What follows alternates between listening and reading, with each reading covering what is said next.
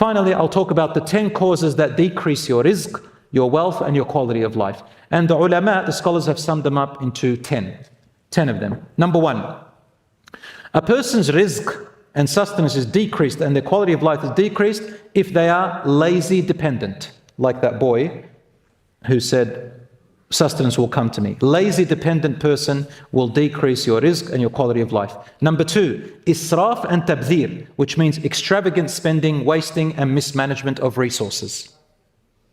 So if you have a lot of wealth and you are able to afford, more things, then go for it.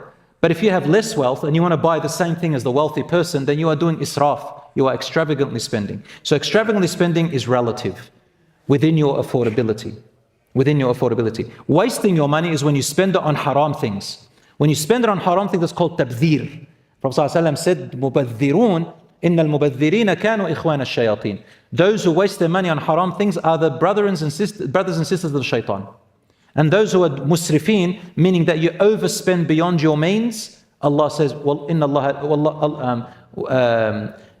la yuhibbul musrifin. Allah does not like those who are extravagant spenders beyond their means. And the final ones of them are, that decrease your sustenance, is repeated sins and its accumulation. It has an effect on your sustenance, quality of life. Number 4, ingratitude and ungratefulness, including thanking others instead of thanking Allah. Number 5, stinginess. You're stingy on yourself, you're stingy on your family, you're stingy on others. What does stinginess mean? It means that you do not give yourself the minimum right, and you don't give your family their minimum rights, and you don't give the rights of others with your wealth. That means you are stingy. If you give more than their rights, then you are considered starting on the journey of being generous. So I know that some people, they might think that others are stingy because they didn't take them on a holiday, for example, or to a restaurant. It doesn't mean you're stingy. It means you're just trying to manage your wealth. But being stingy meaning that when you are stingy on food, on clothing, on shelter, on livelihood, the minimum requirements of a person to live.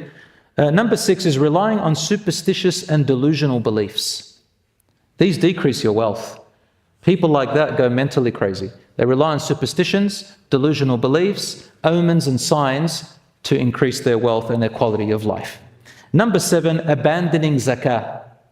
Zakah purifies your wealth, and that's when you work something and some haram wealth comes into your wealth, let's say a small percentage of it and you couldn't avoid it, zakah purifies your wealth. Otherwise, your wealth is not blessed and there is no barakah. Number 8, abandoning your obligations, the fara'id, which Allah subhanahu wa ta'ala said to do, that decreases sustenance and quality of life. Number 9, carelessly earning forbidden income. You don't care where it comes from. There are people who can't avoid it. Allah's not talking about them. He's talking about those who don't care. I don't care if I get it from haram. And number 10, destroying family relationships. Destroying them, of course, we already talked about it, outside of your control. When you want to destroy it for your own whims and desires, that creates a bad quality of life, even if you think it's going to be better.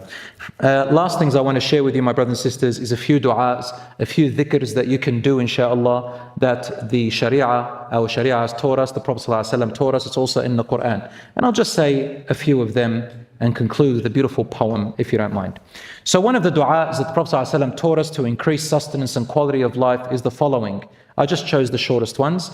Allahumma inni as'aluka ilman nafi'an ورزقا طيبا وعملا متقبلا. O Allah, I ask you for knowledge that is of benefit, a good provision, and deeds that will be accepted. And you should recite this dua upon waking up in the morning. Once again, Allahumma inni as'aluka ilman nafi'an wa rizqan tayyiban wa amalan mutaqabbala. The second one is a dua of Yunus alayhi salam to take you out of any difficulty. Subhanaka Allahumma inni kuntu min al-zalimin. Or Subhanaka inni kuntu min al-zalimin.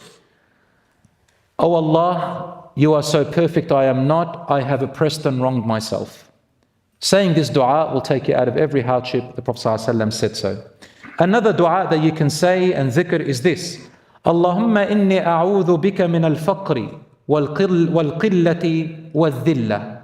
O Allah, I seek refuge in you from poverty and from and from lack of resources, وَالذِّلَّةِ and humiliation, needing to ask people.